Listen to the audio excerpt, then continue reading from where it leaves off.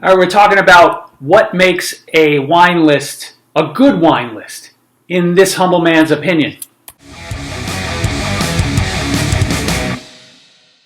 I kind of have a top four, I guess, criteria that I like to kind of apply to a wine list when I peruse it. To basically say, okay, you know what, I like this wine list, or you know what, this wine list needs to make some improvements. So I think the top four things that I look for in a wine list is, number one is a nice variety of offerings.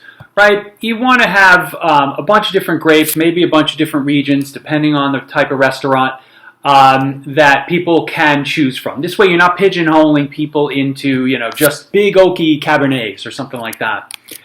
Number two is that there's flexibility across price points.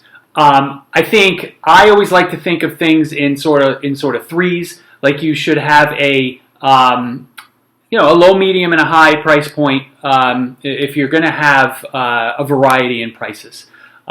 Some places just have a pretty reasonable wine list across the board, and that's okay too. But you do want to offer a few different price points, because there are people who are trying to enjoy some wine on a budget, and then there are other people who don't give a damn and they just want to ball out. So you might as well serve both of those ends of the spectrum. Number three is just the wine list has to be organized, right? In some way, shape, or form. I have to be able to look at the list and be able to tell, what types of wines are in a given part of the list. Now that can be by region, that can be by price point.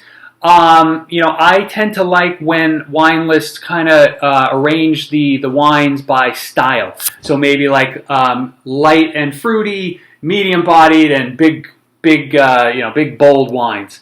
That's my favorite because this way I think that you put the customer at ease, that they don't need to know about obscure regions or grapes and what those may translate into in a wine. You kind of go by weight or feel, or even some sort of a palate type.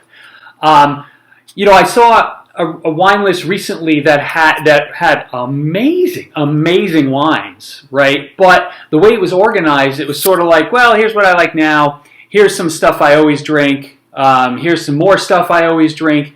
And while that by itself might have been okay, just within it, within each of the sections, it was just like random. No organization by price point, by any sort of category, so it was just all over the place. And even somebody who's obsessed with wine like me is going to be turned off by that type of list.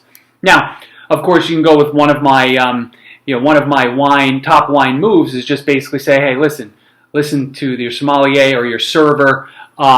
I want a light and fruity bottle of white wine. I want to spend between $50 and $80. Can you pick your favorite? And something like that. That's always an option when you just encounter a list that's just too much.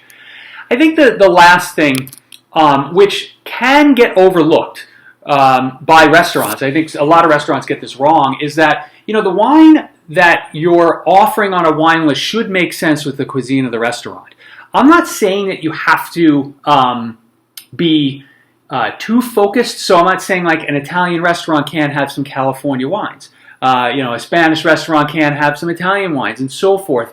But, if you are serving, burgers and fries and all you're offering is, $100 bottles of wine, then you're off base, right? If you're serving, if you're a seafood restaurant and you have very few whites and lots of reds, again, not quite congruent with the feel of the restaurant. So I figured we'd start there on the wine list series. Coming up, we're going to have some.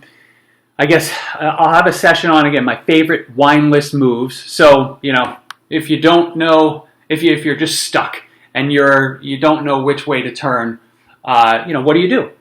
I'm going to go through some wine lists from actual restaurants that I've been to that I loved, and and then we'll talk about in more detail perhaps about some wine lists that missed the mark as we get further into this series. I hope you will enjoy this. Right? Let me know in the comments if you have any specific questions about wine lists, wine ordering, or even some commentary about what you think makes up a good wine list. And I will talk to you soon. Cheers.